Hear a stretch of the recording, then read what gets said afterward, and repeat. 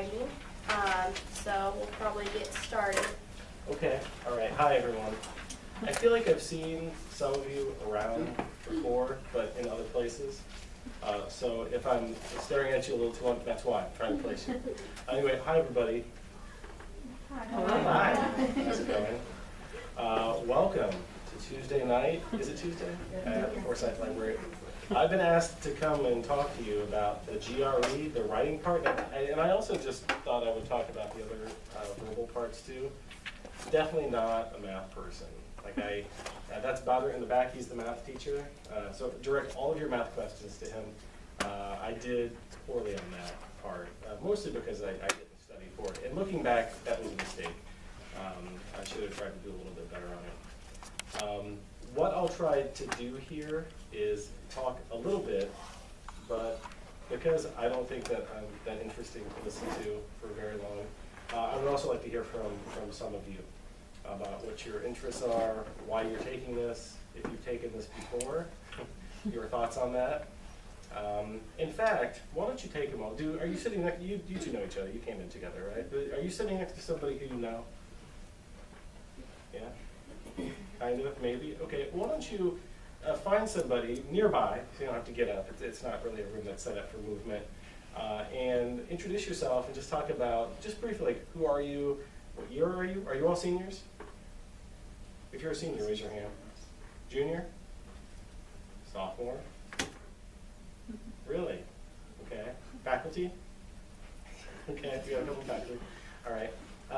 What your interest is, what you'd like to do, if you've taken it before, your thoughts on that. And then I might just ask a few of you what you thought. Because I'm trying to do something that you can't just find on the internet. Like, there's a ton of resources. You see this GRE book, they're everywhere, right? It's intimidating for me personally, because I don't think that I can match in many ways the kind of information that's in there. But I can learn about what you're interested in, and I can talk to you about my experience taking these parts of the GRE and the mistakes that I made. I had to take it twice, and I turned out okay.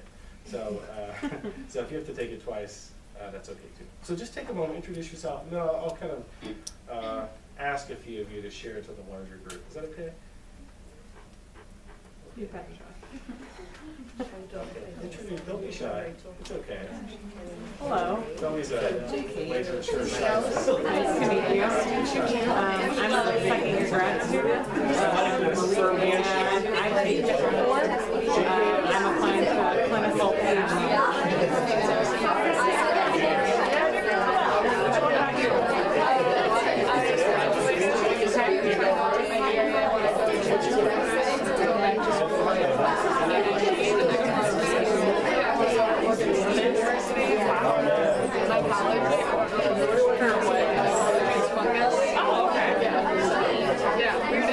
Yeah, but you don't hear that very often.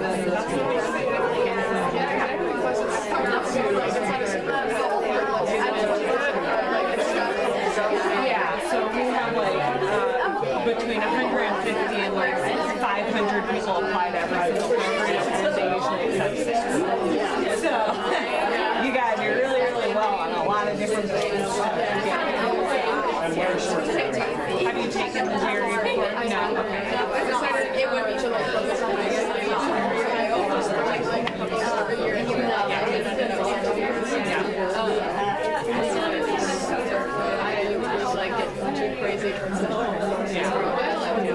Plus it gives you some time to regain the motivation to go back. Exactly. It doesn't put a lot of pressure on you to be like, okay, get all of this done. Yeah. Give you enough time to appreciate it again. Yeah.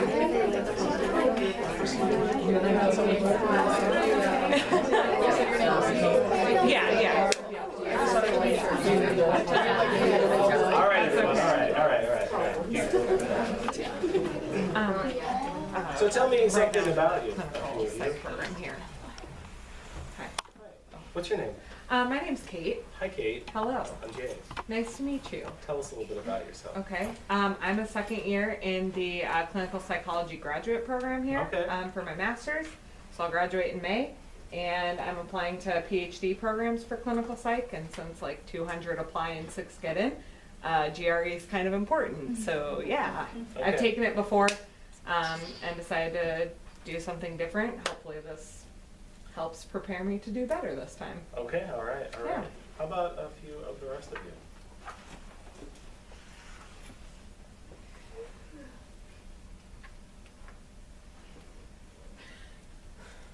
Talkative.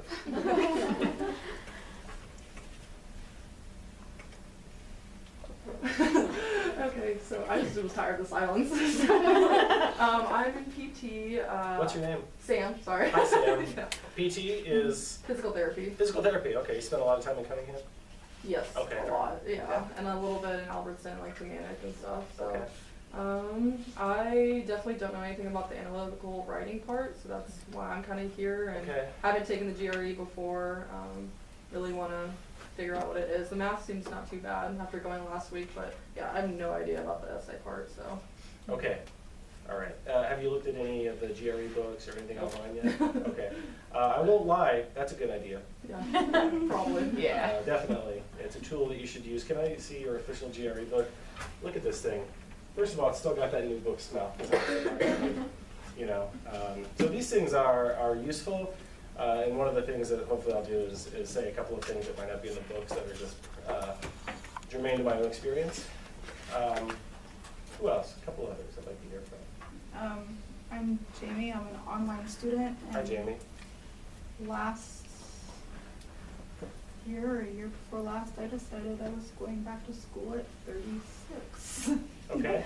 My twins enrolled in college, and I said, okay, I am too. So I kind of just jumped in, and here I am, graduating a year earlier than I thought I was going to be. So my goal is to get my doctorate in psychology.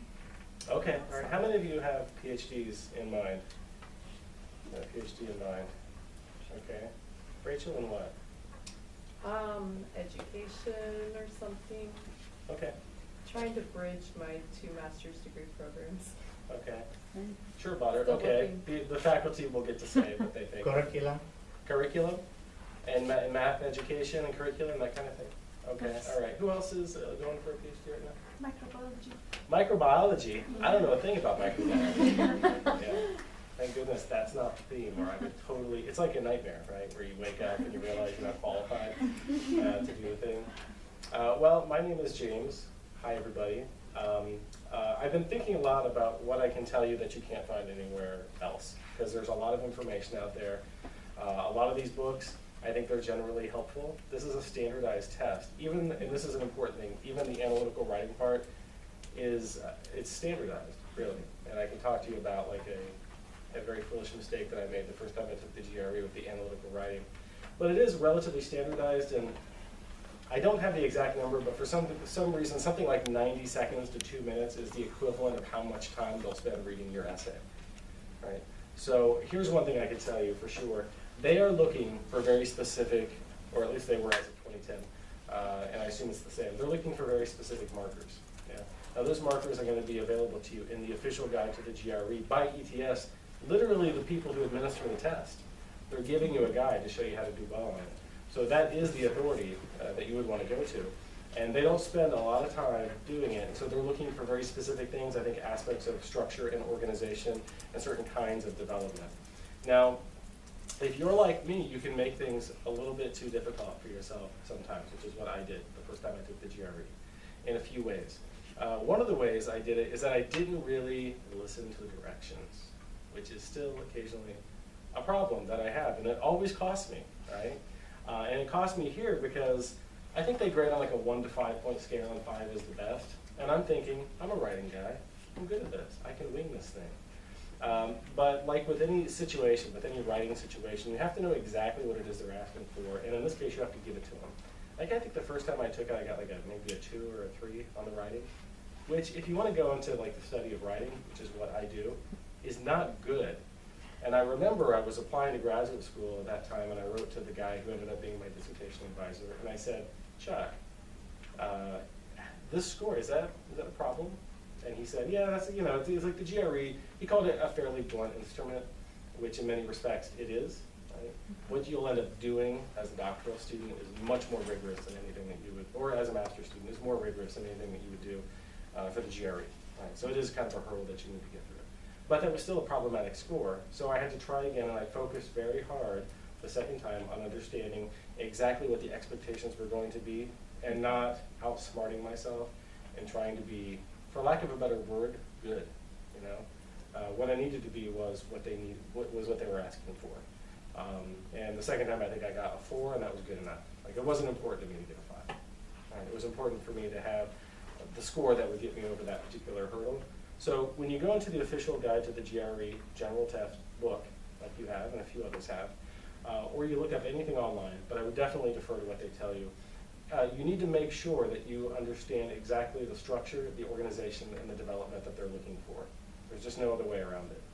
You know, that's absolutely critical. I studied it. I think I maybe took one practice, but it's not that hard. If you've taken Comp 1 and Comp 2, which you've all done, yeah, at some point in the past, and maybe even done more advanced writing for other classes, those things are harder. This got me because, you know, I just overlooked the directions and I didn't know what they were looking for. Because they're going to be spending about 90 seconds looking at it, and that means that they're going to be looking for just very specific markers. They're not really reading it in a traditional sense, and so that's important to keep in mind. Once I figured that out, I did better. Does that make sense to everybody? Yeah. So that's one of the most important things that I can tell you. That's simply based on a big mistake that I made that cost me several $100s. How much does it cost now? $205.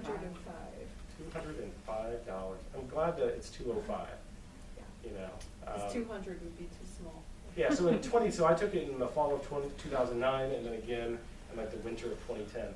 I was living in a foreign country in 2010. I was living in Egypt, and Egypt is a famously inefficient place to live. And I had to travel deep into the city to take it. It was a real pain to take the computer one. Yeah. But I had to do that again, so I had to spend the time and the money in order to take it again. However, there's nothing wrong with taking it twice. Yeah, that's what I had to do. But that's my recommendation for for the written part. Like literally anything else that I could tell you is already written down someplace else, so I don't feel the need to say it to you, right? Because you can go out and you can find it, but I can urge you to go out and use those official books and other things to find out exactly what it is they're looking for, and then practice enough to make sure that you understand exactly what they want. That's basically it. The kind of writing that I think you'll do has very little bearing on the writing that you will ultimately go on to do in graduate school, in my experience. So understand that, and then I literally forgot about it as soon as it was over. Yeah, which was nice, which is the other advice I give about standardized tests.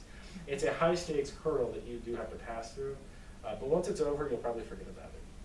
Hopefully you'll forget about it, because that means it went okay. Right?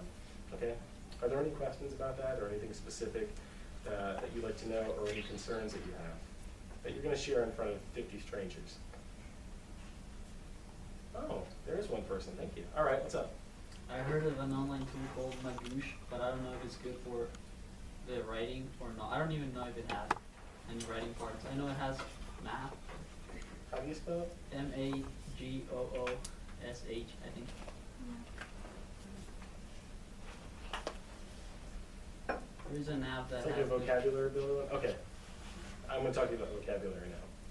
Here's another mistake that I made. I bought one of those books. Do they have the books? It's like beef up your vocabulary or whatever they're called, right? And so I spent several weeks memorizing 900 GRE words. How many of them do you think showed up? 2. 6, 5. And it was the word nettle, which means to annoy, which is, I thought was a very funny joke at my expense, because that was super annoying. So here's one thing that I learned from that. If you feel as though you have a vocabulary deficit of some kind, for whatever reason, language issues or other issues, certainly it's good to beef up your vocabulary. But they're not going to be quizzing you on definitions.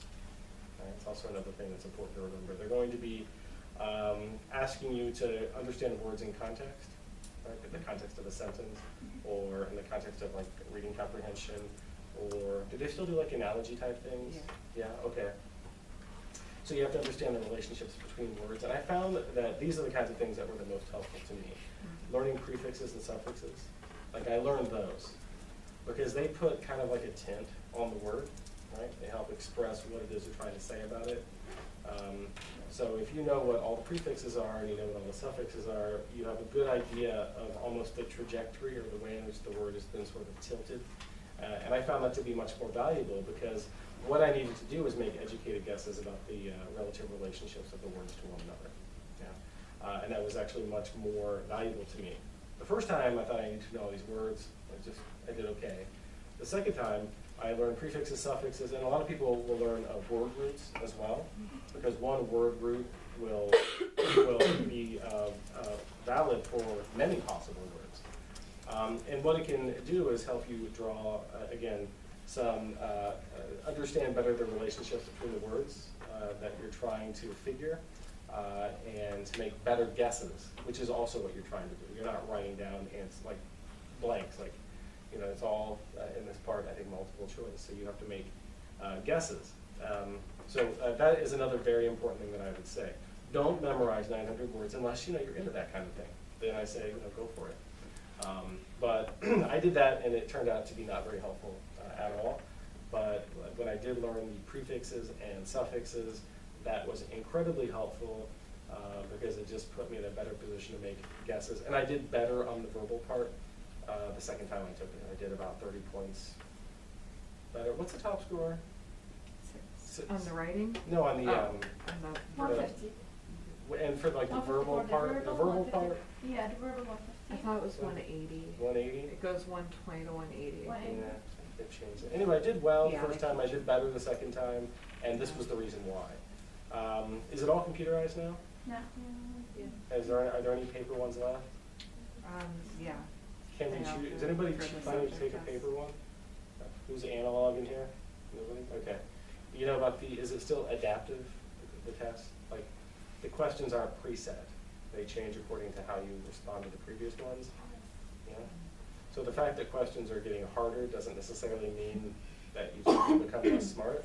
It might simply mean that they're adapting for, if you're getting 5 in a row correct, they might make them harder, right? And they have a formula for figuring that out.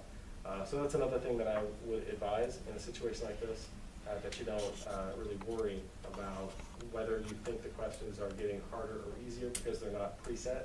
They're kind of adapting to you. And it made it very difficult for me to get a read on what I should think of the questions, because my expectation going in was that they would go from easier to harder. And that's the logic of test taking that we're accustomed to, but as it turns out, that's not what happened. There seemed to be no relationship, in my view, between things getting easier or harder just because of where it was at in the test. Okay. You've taken the GRE already. How was that for you? Super. You know, I don't entirely believe that it was super for you. It wasn't. No. It was okay. Like, I didn't prepare very much for it, but I rewarded myself with Chinese food afterwards, so, Okay. you know. I did that too after I got my writing score, but it was more like a drowning my sorrows. And Yeah, that's a good way to say it. And you've taken it. Yeah. How was it for you? Really hard. It was hard? Yeah. Okay. And you've taken it as well? What's your name? Hi. How was it for you? I'm from Brazil, so on the what's the name of the verbal? Mhm.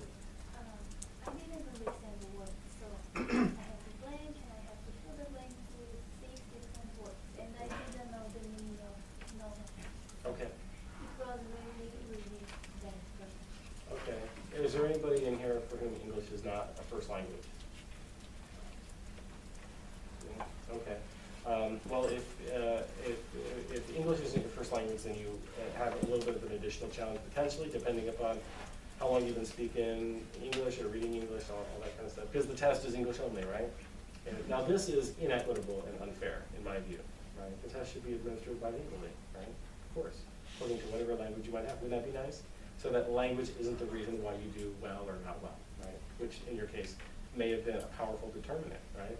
So I will say that if English isn't your first language, then you might have to do more like learning vocabulary, right? How many of you feel as though you have an above average vocabulary? Raise your hand, don't be shy about it. We're all here to take the GRE, except for me. That's how you took it, right? A couple of you? How many of you feel like pretty steady, pretty average? Okay, that's not very many people. How about the rest of you? How do you feel about your vocabularies? Below average? Raise your hand. Okay, so there are 2 other options then for the rest of you. incredibly superb, or I don't think it's good at all, it's pretty poor.